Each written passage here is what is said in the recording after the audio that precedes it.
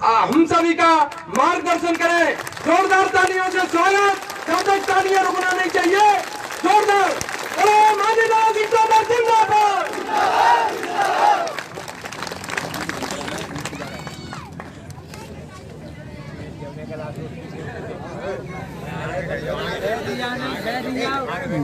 बैठे जा भाई साहब।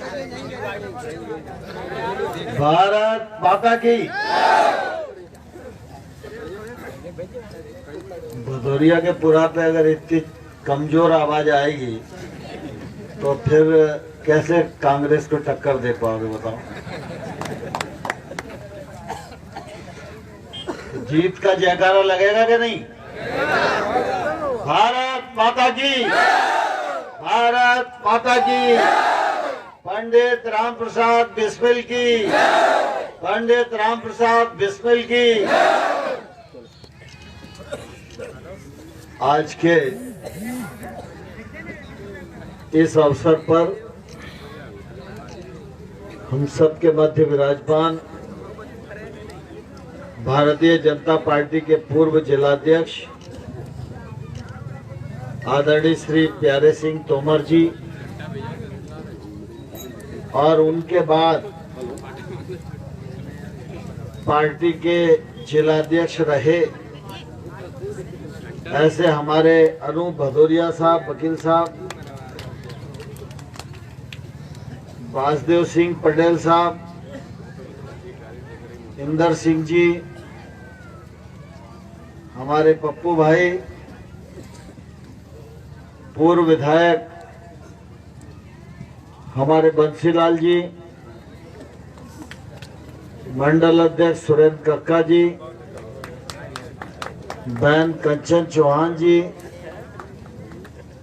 मंच पर तो बहुत लोग बैठे हैं, साधु सिंह राठौर हैं, प्रहलाद जी हैं, हमारे टिल्लू भाई हैं, सभी वरिष्ठ जन बैठे हैं। उन सबको मैं इस मौके पर प्रणाम करता हूं। और आज जिनके लिए हम लोग आशीर्वाद मांगने के लिए आप सबके पास पहुंचे हैं, ऐसे भारतीय जनता पार्टी के प्रत्याशी कमलेश यादव जी। कमलेश यादव जी को जरा जोरदार तालियों के साथ आशीर्वाद दीजिए।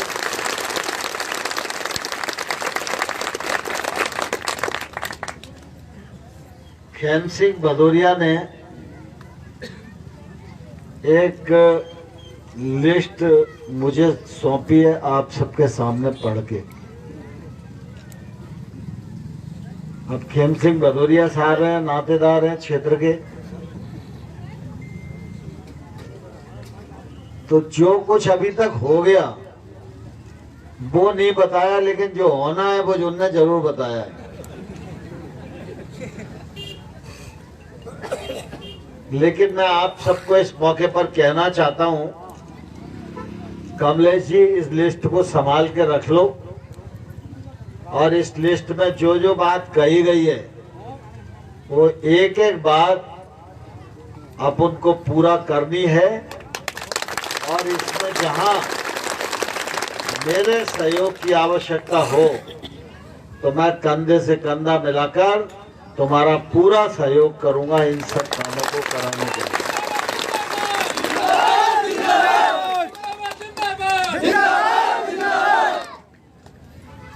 हमारा यह क्षेत्र बहुत ही ऐतिहासिक क्षेत्र है। इस क्षेत्र में पंडित राम प्रसाद जी का जन्म हुआ और पंडित राम प्रसाद बिस्मिल जी ने हम सबको ये वोट डालने का अधिकार दिलाने के लिए अपने प्राणों का बलिदान कर दिया।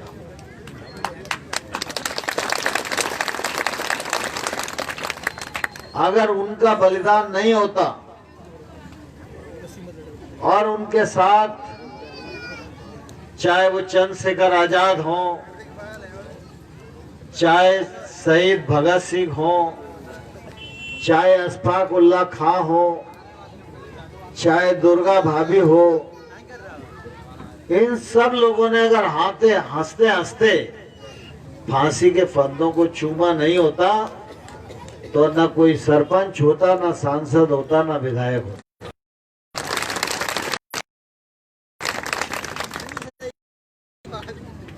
मुझे ध्यान है, बहुत पुरानी बात हो गई है, एक बार एक पार्टी का कार्यक्रम बना था, तो उस पार्टी के कार्यक्रम में एक यात्रा का आयोजन हुआ और उस यात्रा के आयोजन में मैं रामप्रसाद बिस्मिल जी के गांव में आया था। उस समय के राजस्व मंत्री लक्ष्मण गुप्ता जी वो उस कार्यक्रम में मुख्य अतिथि थे। मेरी बहुत कम उम्र थी उस समय। यहाँ से यात्रा उठा के भोपाल तक जाना था और उस समय खेम सिंह भदौरिया, बच्चूलाल गुप्ता, गजेंद्र सिंह जी, ये सब हम लोग छात्र राजनीति में थे।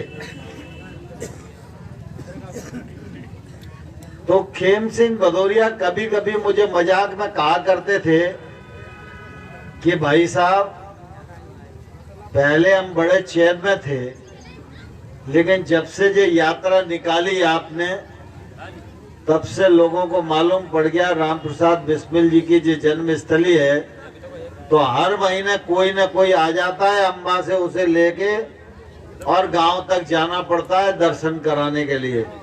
तो ये एक नया कार्यक्रम आपने हमारे सुपुर्द सौंप दिया। तो मैं ये कहा करता था कि शहीदों ने अपना जीवन बलिदान कर दिया देश के लिए, तो हम सब लोगों का भी उनके प्रति कोई ना कोई कर्तव्य है। और किसी शायर ने कहा है, शहीदों की मजार पर लगेंगे हर बरस मेले, वतन पे मरने वालों का बाकी यही निशा होगा। और इसलिए आप सबने देखा होगा, और जिनने नहीं देखा है वो जरूर देखने जाएं। पंडित रामप्रसाद बिस्मिल जी की शहादत और उनकी याद को चिरस्थायी बनाने के लिए मैं जब पिछले बार सांसद था, तब मुरैना में सांसद निधि से पंडित रामप्रसाद बिस्मिल संग्रहालय बनाने का काम मैंने मुरैना की धरती पर किया था। अभी आप जितने लोग बैठे हो, इनमें बहुत सारे ऐसे लोग भी होंगे जिनकी उम्र 70-80 साल होगी,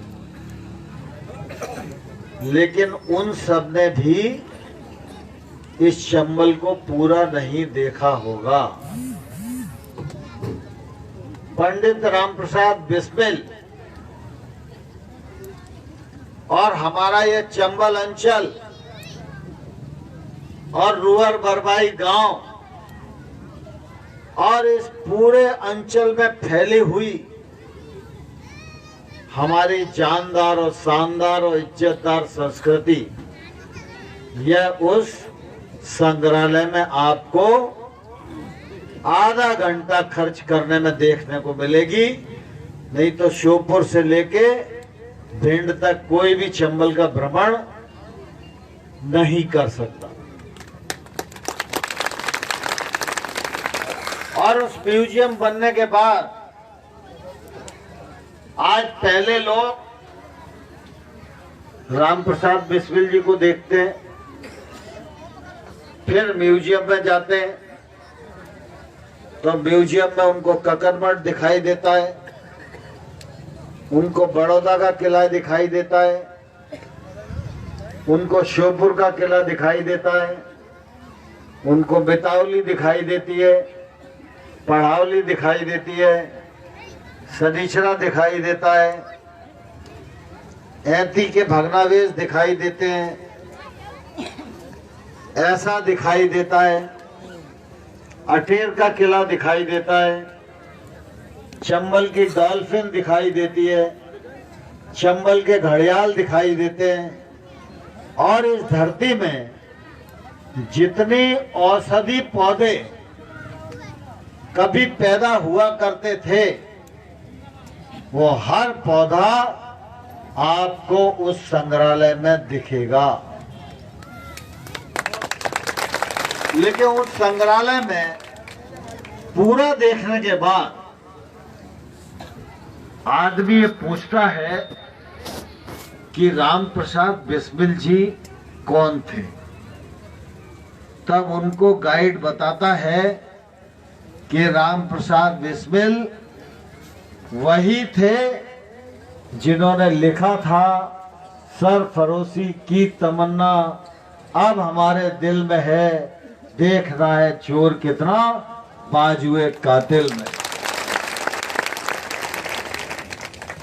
तो पंडित राम प्रसाद बिस्मिल को, उनकी याद को, उनकी शहादत को, उनके व्यक्तित्व को, उनके कर्तृत्व को, उनके त्याग को, उनके बलिदान को चिरस्थायी बनाने का काम इस मुरैना की धरती पर आपने जब मुझको ताकत दी तो मैंने करने का एक सफलतम प्रयास किया।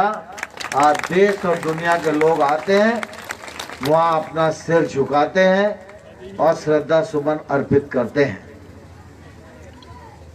आज तो चुनाव की बेला है और चुनाव के सिलसिले में मैं आप सबके बीच में आया हूं। बाकी लोग भी आए होंगे। चुनाव है तो सब आएंगे ही, सब अपनी अपनी बात कहेंगे ही, और लोकतंत्र में सबकी बात सुनना भी चाहिए। लेकिन जितने लोग आए होंगे सब नेता की हैसियत से आए होंगे। लेकिन मैं जब आपके बीच में आया हूं तो नेता की हैसियत से नहीं, आपके परिवार के एक सदस्य की हैसियत से आया हूं।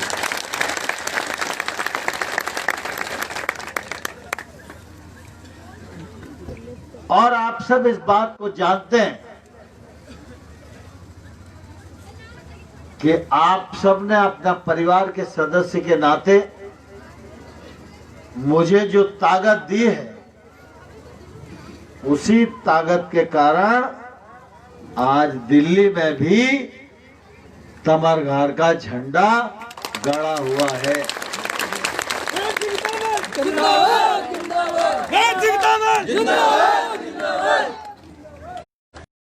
देश में सबसे बड़े अमीर टाटा और बिरला हैं। वो चाहे तो एक आध गांव जितना बड़ा होता है उतना बड़ा मकान में बना के रह सकते हैं, लेकिन आपके आशीर्वाद से मैं जिस जगह पर रह सकता हूं वो जगह कभी टाटा बिरला को भी नसीब नहीं हो सकती। यह आपकी ताकत और आपके समर्थन का परिणाम है। खेम सिंह भदौरिया ने ये लिस्ट दे दी तो मैंने इतनी बात आप सबके बीच में कही। लेकिन मैं भी चुनाव लड़ने आया तो आपको मालूम है, और ग्वालियर के लोग भी जानते हैं कि मैं जनता के बीच में कभी भी चुनाव के समय वायदा नहीं करता, क्योंकि चुनाव के समय जनता जो कहती है उसमें बाकी लोग हाँ ही हाँ करते हैं। ना करने की तो हैसियत किसी की होती नहीं है, और प्रत्याशी की हालत तो ऐसी हो जाती है, गरीब की लुगाई सबकी भौजाई। तो प्रत्याशी तो बेचारा कुछ कह ही नहीं सकता, हाँ भैया हाँ भैया हाँ भैया। लेकिन मैं आपका बेटा हूं, भाई हूं, और मैं राजनीति के साथ साथ आध्यात्मिक प्राणी भी हूं। मेरे गुरुदेव ने कहा कि तुम राजनीति में जा रहे हो तो राजनीति जरूर करो, लेकिन राजनीति झूठ बोलने के लिए मजबूर करती है। एक ही शर्त पर राजनीति में जा सकते हो कि जनता के बीच में कभी भी झूठ मत बोलना, चाहे तुमको फायदा हो और चाहे तुमको नुकसान हो।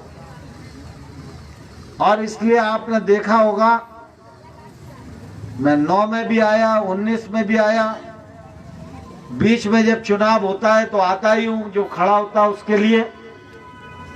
लेकिन अपने चुनाव में भी मैंने एक ही बात आपको कही थी कि मैं एक वायदा आपको कर सकता हूं, अगर आपका विश्वास मुझे मिलेगा तो नरेंद्र सिंह से ऐसा कोई काम नहीं होगा जिससे आपकी घर की इज्जत को बट्टा लगे। और मैं इस बात को हमेशा ध्यान रखता हूँ। 40 साल मुझे राजनीति में हो गए, नेता बहुत हैं, उनके दामन पर दाग भी बहुत हैं, लेकिन आपके आशीर्वाद ने मुझे आज तक बेदाग रखा है। और आने वाले कल में भी ये कोशिश करता हूं कि जब तक सांस है तब तक बेदाग ही रहूं।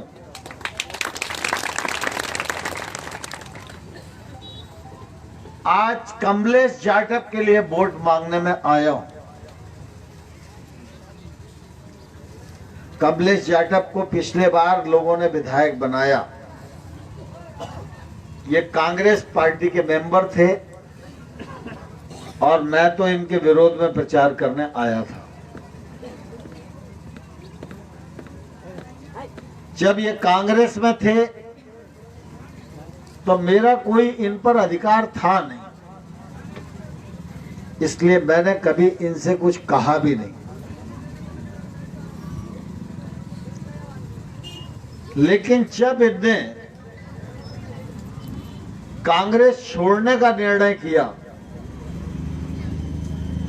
तो इन्होंने मुझको जरूर संपर्क किया और उस समय इन्होंने कहा कि भाई साहब ऐसी ऐसी बात चल रही है,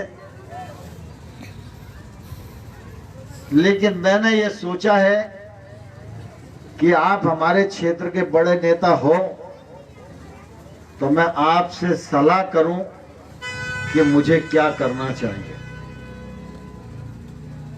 तो मैंने इसे कहा, कमलेश,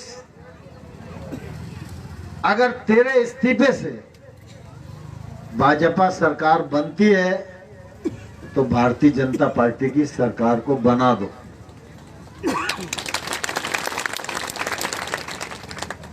कमलेश ने मुझे कहा कि बाद में भाई साहब विधायकी तो चली जाएगी, पार्टी भी चली जाएगी, तो भारतीय जनता पार्टी में मेरा क्या भविष्य होगा। तो मैंने उस समय इसको कहा था कि तुम अगर इस्तीफा देकर शिवराज सिंह चौहान को मुख्यमंत्री बनाने का काम करोगे तो मैं कंधे से कंधा मिलाकर तुम्हारी रक्षा करने की भी काम करूंगा।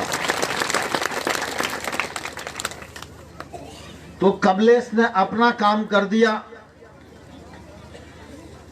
अब मैं अपना काम करने के लिए आया हूं,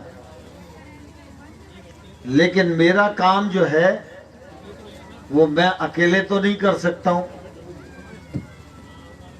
अगर मैं अपना वचन निभा सकूं और मैं अपने दायित्व का निर्वहन कर सकूं, ये तो तभी हो पाएगा जब आप कमलेश जाटव को आशीर्वाद प्रदान करोगे। कमलेश से शिकायत हो सकती है, मुझे भी बहुत लोगों ने कहा है, लेकिन कमलेश ने आपके बीच में माफी भी मांगी है।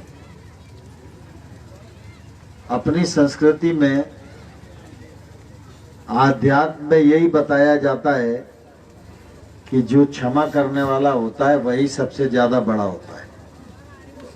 होता है कि नहीं होता बताओ। क्षमा मांगने वाला कभी बड़ा नहीं हो सकता। जो क्षमा करने वाला है वही हमेशा बड़ा होता है। और कांग्रेस के विधायक के रूप में कमलेश से गलती होना स्वाभाविक भी थी, क्योंकि वो विधायक कांग्रेस का था। तो अब कांग्रेस के विधायक तो कांग्रेस के चरित्र के अनुसार ही चलेंगे, और इनको भी अंदाज नहीं था कि जल्दी परीक्षा आ जाएगी।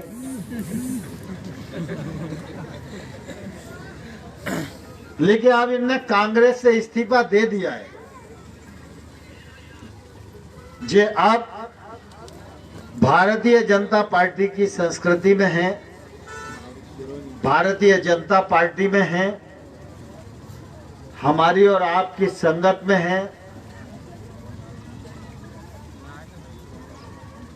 इनको आप सबका आशीर्वाद रहेगा तो मैं समझता हूं आज के बाद ये आपको शिकायत का मौका नहीं देंगे। दूसरा, जब ये कांग्रेस के विधायक थे तो मेरे पास कोई इन पर अधिकार नहीं था, लेकिन अगर ये भारतीय जनता पार्टी के विधायक होंगे तो ये विधायक तो होंगे कमलेश जाटव, लेकिन इनकी लगाम हमारे और तुम्हारे हाथ में रहेगी।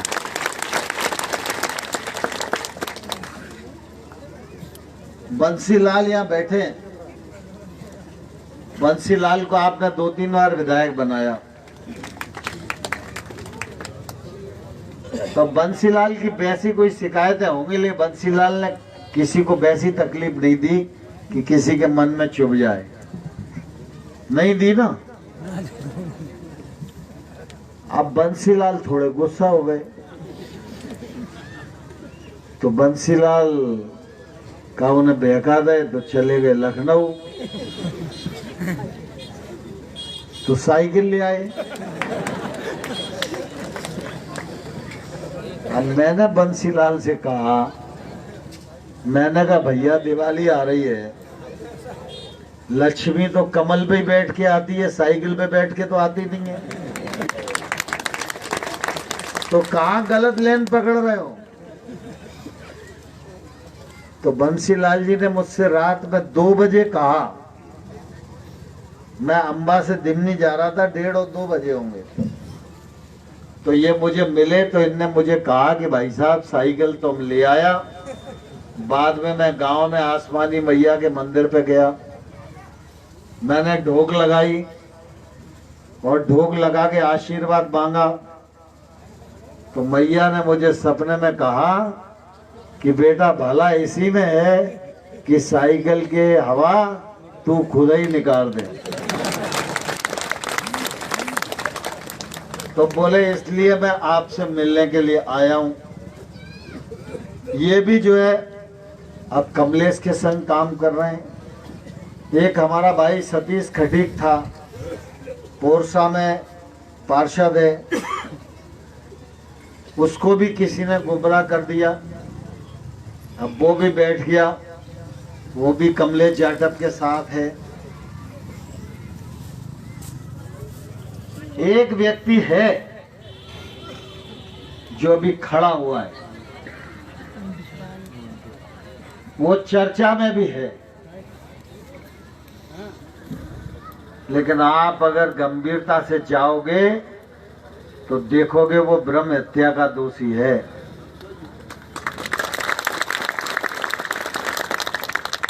और उसने अपने चुनाव की जो लिखा पढ़ी होती है उसमें उस चीज का उल्लेख भी नहीं किया है।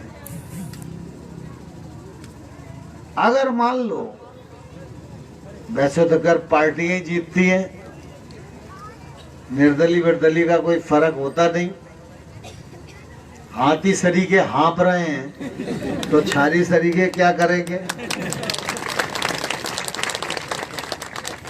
लेकिन चुनाव में हर केस का उल्लेख करना पड़ता है कि मुझ पे कौन कौन सा मुकदमा चला। मैं अपराधी नहीं हूं, अपराध से कभी जुड़ा भी नहीं रहा, लेकिन राजनीतिक दृष्टि से आंदोलन के तो मुकदमे रहते ही है, तो मुझको वकील को बता के रखना पड़ता है कि भैया इसको लिख लो, फलानी तारीख को ये हुआ है। अभी चुनाव आयोग ने 2 प्रकरण मुझ पर दर्ज कर दिए, तो चुनाव में इसका उल्लेख करना पड़ता है। इसने जानकारी इसलिए छुपाई है कि अगर जानकारी खुल गई तो लोग पता कर लेंगे कि कौन की हत्या करी थी और कौन सा मर्डर केस था, तो फिर लोग मेरी खिलाफत करेंगे। तो ये केस ऐसा है कि अगर जीत भी जाएगा तो 3 महीने के भीतर पहली हियरिंग में बिना सबूत के ही उड़ जाएगा। जब चुनाव आता है और बरसात आती है, तो पानी भर जाता खंतियों में, तो मेंढक टें टें टें मेंढक करने लगते हैं। ऐसे ही जब चुनाव आता है तो कभी किन्नर आ गए, कभी कोई आ गया, तो इससे भारतीय जनता पार्टी का नुकसान कर जाते हैं, वो कुछ कर नहीं सकते। सही कह रहा हूं कि नहीं, मैं बताओ।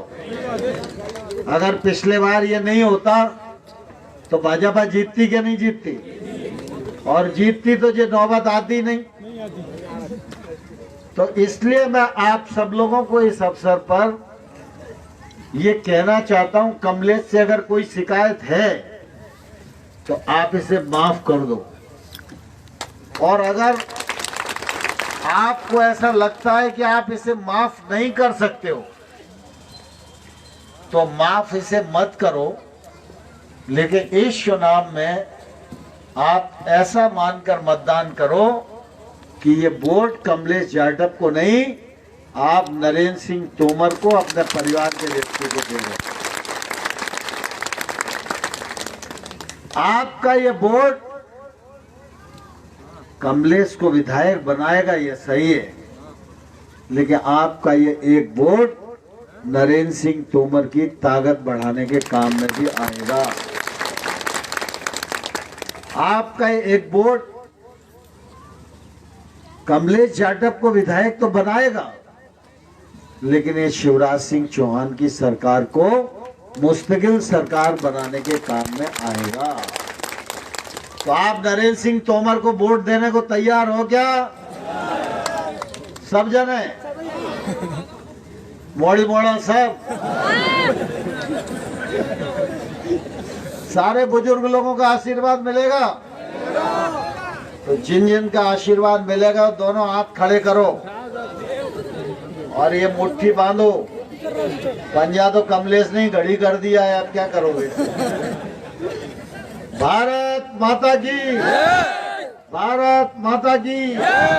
गांव गांव जाएंगे, वोट मांगेंगे, भाजपा को जिताएंगे, नरेंद्र सिंह का मान बढ़ाएंगे, शिवराज